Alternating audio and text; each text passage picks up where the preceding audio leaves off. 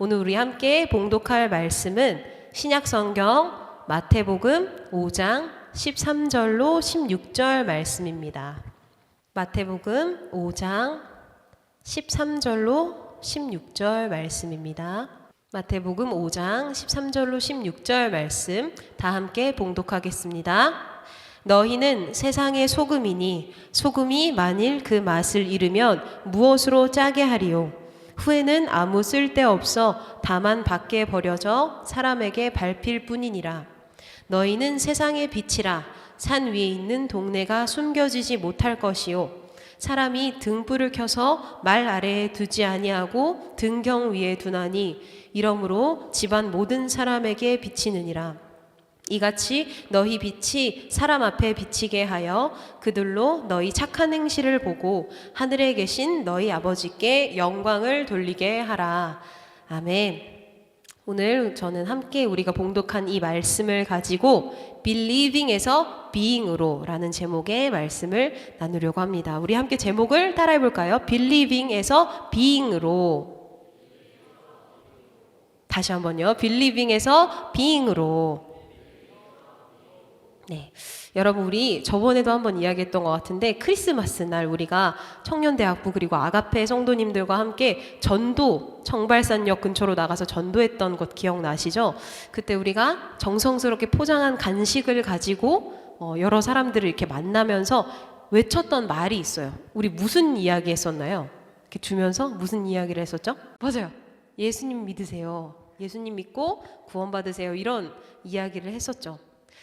그런데 예수님을 믿는다라는 것은 어떠한 의미일까요? 우리 여기 계신 모든 분들은 그리스도인들이니까 오늘은 단순한 사실이나 아니면 사람을 믿는 그런 일반적인 차원의 믿음이 아니라 예수님을 믿는 그런 어떤 신앙적인 의미에서의 믿음의 의미에 대해서 한번 생각해 보기를 원합니다. 사전적인 정의로는 이 믿음이라는 것은 초자연적인 절대자 혹은 창조자의 그리고 종교 대상에 대한 신자 자신의 태도라고 정의를 하고 있어요. 그래서 이 태도로서 두려워하고 경건하게 여기며 자비와 사랑 또는 의뢰심을 갖는 일, 이 정도로 이해할 수 있을 것 같아요. 그래서 이 한 문장, 지금 제가 이야기한 이 믿음의 정의, 이 한 문장에 대해서는 우리가 익히 알고 있는 그 믿음이라는 개념에 대한 정의가 담겨 있습니다. 그리고 제 생각에는 지금 이야기했던 제가 얘기했던 문장이 더 이상의 사실 보충 설명이 필요하지 않겠다라는 생각이 들 정도로 한마디로 깔끔한 그런 믿음에 대한 정의라고 생각해요. 그런데 우리가 가지고 있는 믿음 그리고 하나님 앞에서 우리가 가져야 할 그 믿음이 단순히 딱 그만큼의 정의로 우리의 신앙에서 해석된다면 우리가 살아가면서 겪는 여러 어려움들과 또 문제와 마주했을 때에 과연 우리가 이 정의했던 그 믿음의 정의가 우리에게 어떤 유익을 줄 수 있을까요? 단지 우리가 하나님이란 대상에 대해서 갖는 그런 의뢰심 아니면 사랑, 경외 이런 마음들 그것만으로는 사실 우리 삶에 있는 문제들을 해결할 수 없을 것 같다는 생각이 듭니다. 그래서 그런 믿음에 대한 인지로만은 내 신앙의 성장이나 아니면 삶의 실제적인 변화 또 문제 해결을 결국 성취해내는 것까지는 가기가 어려울 것 같아요. 즉 우리가 절대자이시면서 또 창조자 되시는 하나님을 애매하게 아는 정도로는 이것이 믿음이다, 이것이 믿음의 능력이다 라고 말할 수가 없는 것 같습니다. 우리가 각자 삶에서 통독 열심히 하고 계시죠? 통독도 열심히 하고 있고 기도도 하고 계시죠? 기도 매주일 청설모 시간으로 말씀을 배우고 또 함께 기도하고 말씀을 나누고도 있지만 단지 그것만으로는 하나님을 확실히 알고 있다 그리고 하나님을 확실히 믿고 있다 라고 생각하고 말하기에는 조금 부족할 것 같아요. 그렇다면 진정한 믿음이라는 것은 무엇인지 그리고 그 믿음의 능력과 그 믿음의 성취라는 것은 무엇인지 함께 오늘 말씀을 통해서 살펴보기를 원합니다. 마태복음 4장 23절로 25절 말씀을 함께 읽겠습니다. 예수께서 온 갈릴리에 두루 다니사 그들의 회당에서 가르치시며 천국 복음을 전파하시며 백성 중에 모든 병과 모든 약한 것을 고치시니 그의 소문이 온 수리아에 퍼진지라. 사람들이 모든 앓는 자, 곧 각종 병에 걸려서 고통당하는 자, 귀신 들린 자, 간질하는 자, 중풍병자들을 데려오니 그들을 고치시더라. 갈릴리와 데가볼리와 예루살렘과 유대와 요단강 건너편에서 수많은 무리가 따르니라. 아멘. 예수님께서 공생의 사역을 시작하셨던 시기를 지금 말씀에서 이야기하고 있는데, 공생의 사역이라는 말은 무엇일까요? 이것은 당시 예수님이 살던 당시 사회, 그리고 많은 사람들, 주변 많은 사람들 가운데에서 예수님이 하나님의 복음을 가르치는 사역을 공동체 안에서 시작하셨을 때, 이것이 공생의 사역이라고 성경에서는 표현하고 있어요. 그래서 그때 예수님이 어떠한 일을 행하셨는가? 우리가 읽었던 말씀처럼 백성 중에 모든 병과 또 약한 것을 고치셨다라고 성경은 말씀하고 있습니다.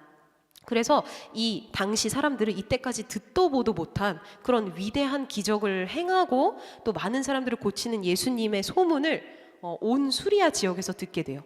이 수리아 지역, 그래서 그 소문을 들은 사람들이 질병으로 고통당하는 자신들, 그리고 자신의 주변 친구들이나 가족들을, 모든 사람들을 예수님 앞으로 데려왔고, 예수님은 그들의 병을 친히 고쳐주시고 그들의 약한 것들을 고쳐주셨습니다.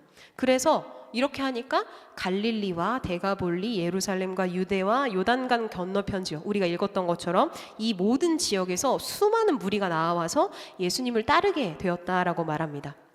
이 이야기에 대한 이해가 조금 어려울 것 같아서 이 지도 사진을 준비했는데, 이 지도는 예수님이 활동하시던 당시 팔레스타인 지역의 지도예요. 위에 보시면 당시 팔레스타인이 크게 세 가지 지방으로 나뉘어져 있습니다. 북쪽에 보시면 수리아가 있는데 그 아래 보시면 갈릴리가 있죠. 그리고 완전 남쪽에 보시면 유대라는 지방이 있고, 그 위에 갈릴리하고 유대 사이 지역을 사마리아, 이렇게 총 3개로 좀 크게 나눌 수 있다고 해요. 예수님은 어디서 탄생하셨는지 혹시 아시는 분 계신가요? 예수님 어디서 탄생하셨을까요? 네? 자, 아시는 분. 새콤달콤 하나 드릴게요, 이따가. 한 분만. 예수님 어디서 탄생하셨나요? 네, 나사렛 베들레헴. 누구예요? 홍현 형제님으로 하겠습니다. 네, 네, 베들레헴에서 태어나셨고요. 그리고 나사렛이라는 동네에서 예수님이 어렸을 때부터 이제 성장하시면서 목수 일을 시작하셨다고 우리는 익히 알고 있습니다. 아까 읽었던 말씀에서 근데 그 예수님의 소문이 나사렛 아니면 베들레헴이 아니라 어디에 퍼졌다고 기록하고 있었나요? 수리아, 온 수리아에 퍼졌다고 기록을 하고 있는데, 여기서 수리아는 어디예요? 지금 아까 말했던 갈릴리 위쪽 지방에 있는 것을 볼 수 있죠.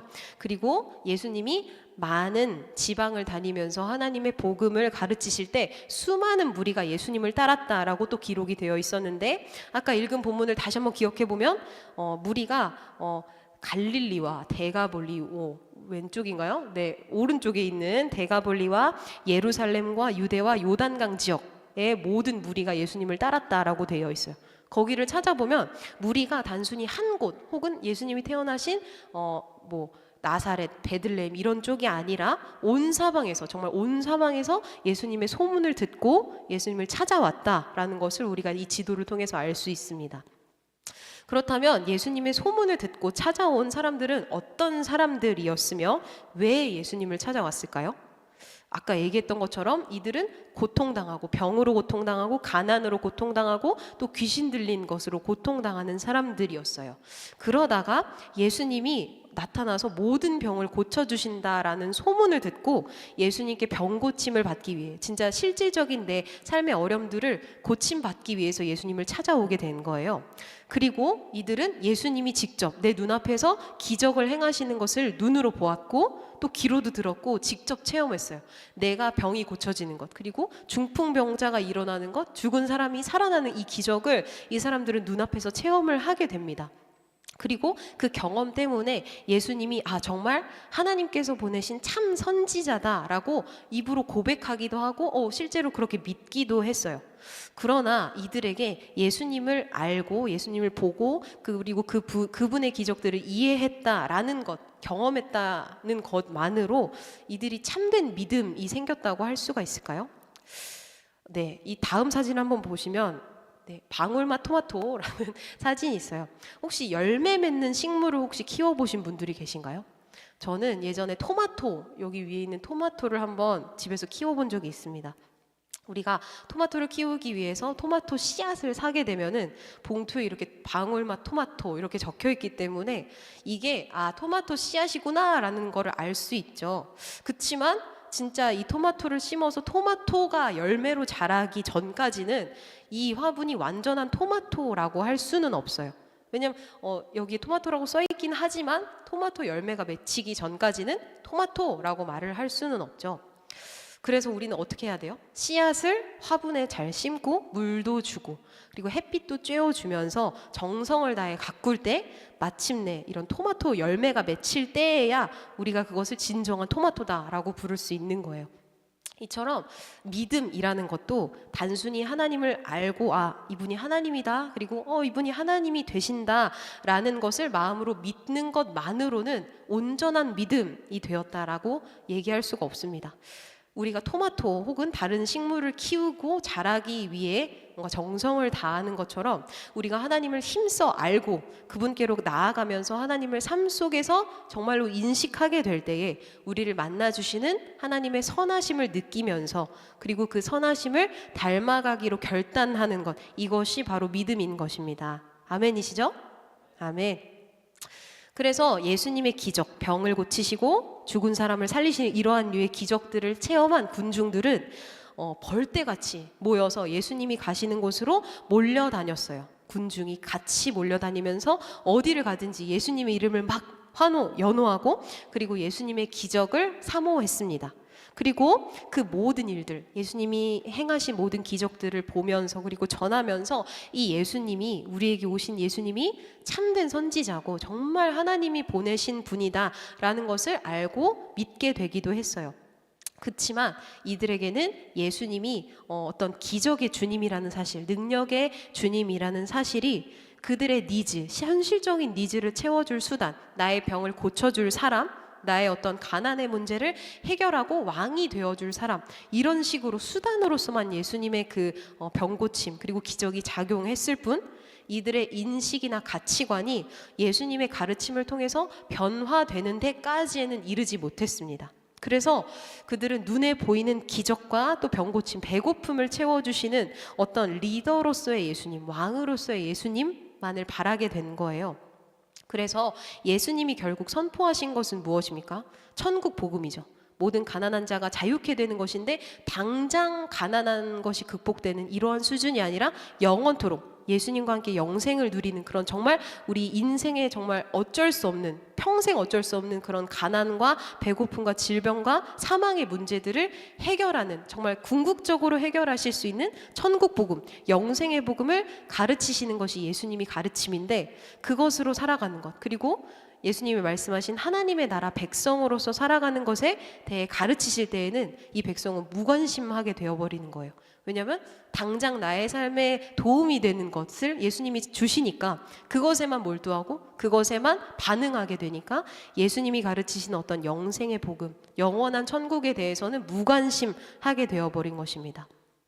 우리도 사실 우리의 삶에서 예수님을 찾을 수밖에 없게 되는 그런 순간들이 있죠. 보통 중요한 시험 아니면 취업 그리고 아니면 큰 나의 삶의 결정들을 앞두고 있을 때에 우리들은 보통 새벽 예배, 철야 예배, 특별 기도회 이런 것들로 급하게 예수님의 도우심을 찾고는 합니다. 저도 그런 것 같고요. 근데 막상 그 일이 해결이 되거나 아니면은 그 일이 지나고 나면은 더 이상 예수님 내 삶에 필요하지 않아요 하면서 예수님을 내 마음에서 다시 내보내버리고 문을 닫아버리죠. 우리의 이러한 모습들은 예수님을 믿는 사람들, 우리는 예수님을 믿는 사람들입니다 라고 하기는 하나 예수님을 머리로만 믿고 또 그분의 능력에 대해서 대충 아는 그 지식 때문에 결국 그분이 베푸실 기적들, 나의 삶에 그리고 당신들의 삶에 베푸실 기적에만 마음을 두는 이기심이라고 할 수 있어요. 삶의 문제가 해결만 되면 더 이상 그분과 교제하려고 하지도 않고 혹은 더 가까워지려고 하는 시도도 없는 오직 기적만을 쫓아갔던 이스라엘 군중, 아까 보셨던 그 무리들의 모습과도 같다고 할 수 있습니다. 여러분은 정말 사랑하는 친구나 아니면 연인, 그러면 옆에 있는 우리 세론들과 가족과 함께 시간을 보낼 때에 어떤 목적으로 여러분들은 시간을 보내고 또 어떤 이야기들을 하면서 이들과 만나고 계신가요? 보통 우리는 나의 삶에서 일어나고 있는 문제 해결에 대해서 이야기를 하기보다는 시시콜콜한 그런 삶에서 일어나는 이야기들을 하죠. 밥은 뭘 먹었어? 아니면 내일은 무엇을 하고 우리는 만나서 뭘 먹고 뭐 나한테 이런 일이 있었는데 이런 기쁨이 있었고 이런 슬픔이 있었다. 이런 감정적인 부분들을 나누면서 보통 그런 평범한 이야기들을 하면서 서로의 감정에 공감하고 또 그것들을 이해해주면서 서로 더 친밀한 관계가 되어갑니다.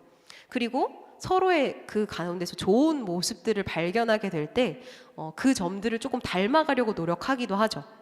예수님도 우리와 이런 친밀한 관계로 날마다 함께 하시기를 원하시는 분이신 줄로 믿습니다. 아멘.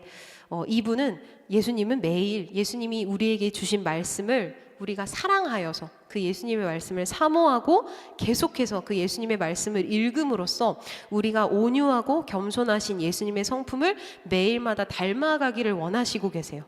그래서 그 예수님을 닮아가고 그 말씀을 우리 삶 가운데 새김으로 우리의 삶 전체가, 우리의 삶 자체가 예수님을, 그리스도 예수님을 드러내는 삶이 되기를 원하십니다.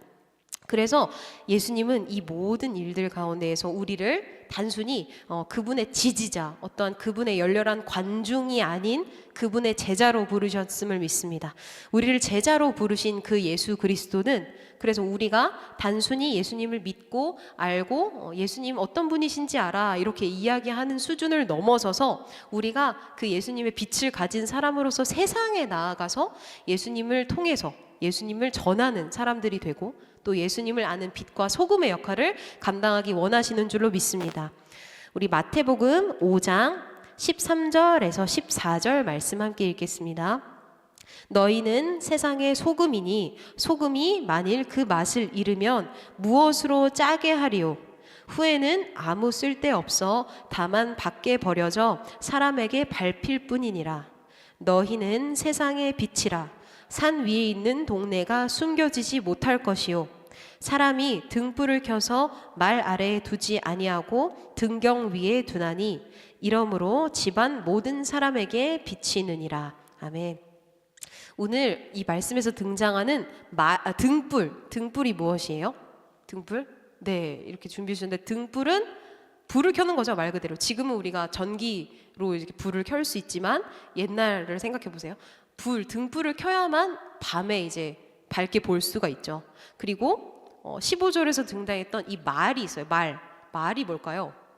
말은 한 말, 두 말 하는 것처럼 곡식을 세는 단위가 말이에요. 그래서 이거를 단위도 단위지만 저렇게 그거를 세는 그 말 자체를 단위를 자체를 이 통을 말이라고도 한다고 해요. 그래서 곡식의 양을 재는 도구. 근데 이 등불 앞에서 말한 등불의 용도는 어두운 거를 밝히는 거죠. 그럼 이 어두운 걸 밝히려면 어디에다 둬야 돼요? 다 볼 수 있는 곳에 둬야겠죠. 근데 이 등불을 말 아래에 두었다라는 것은 등불을 놓고 그 위에 말을 덮어놨다라는 이야기예요. 그렇게 되면은 이 말을 보시면 굉장히 튼튼하게 생겼어요. 그래서 사방이 막혀 있어서 등불 위에 엎으면은 그 등불이 새어 나올 수가 없겠죠. 그 빛이 새어 나올 수가 없어요. 그래서 쏙 감춰서 빛이 사라지게 되니까 이 불빛이 환하게 온 방을 비추게 하려면은 등불을 걸어놓는 도구가 있어야 돼요. 그게 바로 이 등경입니다. 등불거리라고도 하는데 빛 대신 예수님도 마찬가지입니다. 예수님은 참 빛이 되시죠. 요한복음에 말씀했던 것처럼 참 빛, 그 세상에 와서 각 사람에게 비추는 빛이 되신 예수님은 우리 가운데 찾아오셨고 어두움 가운데 찾아오셨고 그 빛 대신 예수님은 내가 빛이니까 혼자 있어야지 하면서 그냥 말 아래에 계신 것이 아니라 세상으로 나아오셔서 우리의 어두움을 밝히 비춰주시고 또 우리 한 사람 한 사람에게 그 빛을 선물해 주셨는 줄로 믿습니다. 그래서 그 주님께서 선물해 주신 그 빛은 죄악과 또 어두움에 살던 우리에게 그리고 그 안에서 헤매던 우리를 그 빛으로 비춰주셨고 우리에게 그 빛으로 나아갈 수 있는 그 길을 허락하셨고 그 빛을 통해서 어디로 나아갈 수 있죠? 하나님께로 나아갈 수 있는 줄로 믿습니다. 우리가 그 예수님, 빛 대신 예수님을 통해서 하나님으로 나아갈 수 있는 새롭고 산 길이 열렸고 그 길을 통해서 하나님을 만나게 될 때 우리는 우리의 삶을 어떻게 살아가야 할지, 우리가 이 죄악된 세상 가운데서 빛 대신 예수님을 붙잡고 어떻게 살아가며 하나님의 백성으로 살아갈 수 있는지를 깨닫게 되는 것입니다. 그래서 빛 대신 예수님이 우리 가운데, 어디 숨어 계신 게 아니라 우리 정 가운데에 오셔서 그 빛으로 우리를 구원하시고 그분의 백성 삼아주시고 빛의 자녀들로 살아갈 수 있는 자격을 허락하셨음을 믿으시기 바랍니다. 이때 예수님은 우리가 단순히 아까 말씀드렸던 것처럼 예수님의 행하신 어떤 기적 그리고 이사, 예수님이 우리에게 베풀어 주시는 은혜만을 보기 위해서 예수님께 나아가는 그런 군중의 모습이 아니라 능동적인 제자로서 예수님을 따르기를 원하십니다. 제자가 되는 삶이란 무엇일까요, 여러분? 바로 우리 설교 제목처럼 believing에서 being으로 넘어가는 거라고 이야기할 수 있을 것 같아요. 저는 이것이 believing이 뭐예요? 믿는 거죠. 어떤 교리를 믿고 어떠한 대상을 믿는 게 believing인데, 단순히 예수님에 대한 어떤 정보 그리고 교리 같은 것을 내가 습득하고 그리고 그것을 그렇구나 하고 깨닫고 이해하고 믿는 것에서부터 거기서 마무리 짓는 것이 아니라 being으로 나아가야 한다고 생각해요. being은 뭐예요? 되는 거죠. 되는 거예요. 나의 삶의 주인 되신 예수님 안에 거하고 그리고 그분께 더 가까이 나아가면서 그분과 교제함으로 그분이 우리 안에 거하시고 우리가 그분 안에 거하면서 그분을 더욱 닮아가고 결국에는 그분과 같이 되는 것, 그것이 being인 것 같아요. 그래서 우리의 삶은 단순히 믿는 것이 아니라 예수님과 같이 되고 예수님과 같이 변화하고 예수님을 닮아가는 삶이 되어야 할 줄로 믿습니다. 우리를 향하신 예수님의 사랑을 여러분 경험하셨어요? 아직 경험을 못 해보신 분들도 계시겠지만 예수님의 그 사랑, 우리를 죽기까지 사랑하셨던 그 예수님의 사랑이 우리 안에 경험되었고 그 사랑을 알고 그 사람을 체험을 했다면 이제는 우리가 더 이상은 어린아이와 같은 신앙에 머물러 있지 않고 한 걸음 한 걸음 더 나의 몸과 마음을 쳐서 주님 앞에 나아가서 예수님의 그 사랑을 단순히 아는 것이 아니라 예수님의 사랑을 닮아가고 그 예수님과 같이 변화되는 우리가 되기를 소망합니다. 우리는 예수님처럼 그래서 빛이 되어야 합니다. 우리가 이 세상 가운데에 그저 그냥 예수님을 믿고 아는 사람으로 살아가는 것이 아니라 빛으로 오신 예수님, 그것이 예수님의 사명이잖아요. 그것처럼 우리도 예수님의 빛을 받고 예수님의 빛을 경험한 자들로서 우리도 예수님과 같은 빛이 되어야 할 줄로 믿습니다. 그래서 지금 혼탁하고 어두운 이 세상에서 우리가 예수님의 빛을 가지고 능동적으로 나아가서 그 예수님의 빛을 비추고 어둡고 헤매는 사람들에게 예수님의 그 사랑을 경험시켜 줄 수 있는 그런 선한 그리스도인들이 되시기를 축복합니다. 그분의 영광스러운 사역에 우리가 동참하기를 여러분 원하시죠? 아멘. 동참하는 것이 무엇이죠? 동참하는 것? 단순히 동참시켜주세요 하고 그냥 누워있는 것이 아니라 일어나서 예수님의 말씀을 사모하고 읽고 예수님 나를 예수님의 동역자로 사용하여 주세요 하면서 기도하면서 예수님 앞에 기꺼이 나아가고 예수님이 계신 곳으로 계속해서 나아가는 것이 우리가 동참하는 방식인 줄로 믿습니다. 그래서 그 예수님을 따르는 성숙한 신앙인들이 되기를 소망하면서 우리가 함께 이 시간 찬양하고 그 하나님 앞으로 나아가기를 소망합니다. 오늘 이 시간 우리가 부를 찬양은 믿음으로 서리라 라는 찬양이에요. 여러분 다 아시죠? 믿음이라는 것에 대해 우리가 오늘 나눴었는데 다시 한번 이야기하면 믿음이라는 것은 단순히 내가 예수님을 알고 그 예수님의 교리, 예수님이 이야기하신 것을 믿습니다 하고 그저 누워있거나 그저 앉아있거나 하는 것이 아니에요. 예수님을 믿는다는 것은 그 믿음을 가지고 성취하는 것, 예수님이 주신 그 말씀을 가지고 내가 그 예수님의 말씀을 이루겠노라, 내가 그 예수님의 말씀으로 살아가기를 결단하겠노라 하고 예수님 앞에 나아가는 것인 줄로 믿습니다. 빛 대신 예수님을 함께 찬양하고 전심으로 믿음으로 주님께서 허락하시는 나라, 우리 가운데 풍성하게 부어주시는 그 은혜를 성취하며 나아가는 우리가 되기를 소망합니다. 아멘. 우리 함께 찬양합니다. 이곳에 임하신 하나님 나라, 이곳에 임하신 하나님 나라, 가난한 마음으로 바라보리라. 먼저 그 나라 그 뜻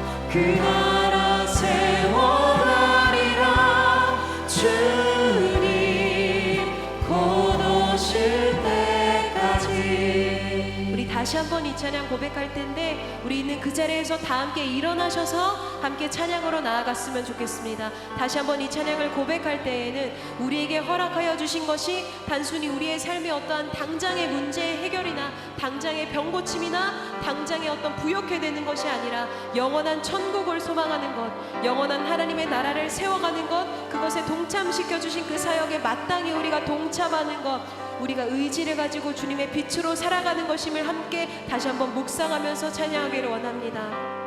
이곳에 임하신 하나님 나라, 이곳에 임하신 하나님, 가난한 마음으로 바라보리라. 가난한 마음으로 바라보리라. 먼저 그 나라와 그 뜻, 먼저 그 나라 그 뜻 구하며 나의 삶 드리리. 주님이 맡기신 하나님 나라, 주님이 맡기신 하나님 나라,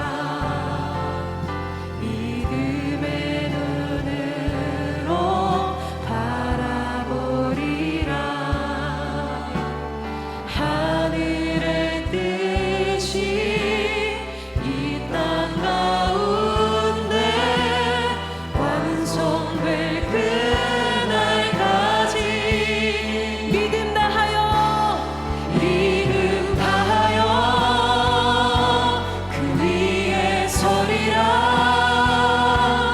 하나님의 나라는 무너지지 않으리. 믿음 다하여 그 나라 세워나리라. 주님 곧 오실 때까지 믿음 다하여 그 위에 서리라. 믿음 다하여 그 위에 서리라. 하나님의 나라는 무너지지 않으리. 믿음 다하여 그 나라 세워나리라.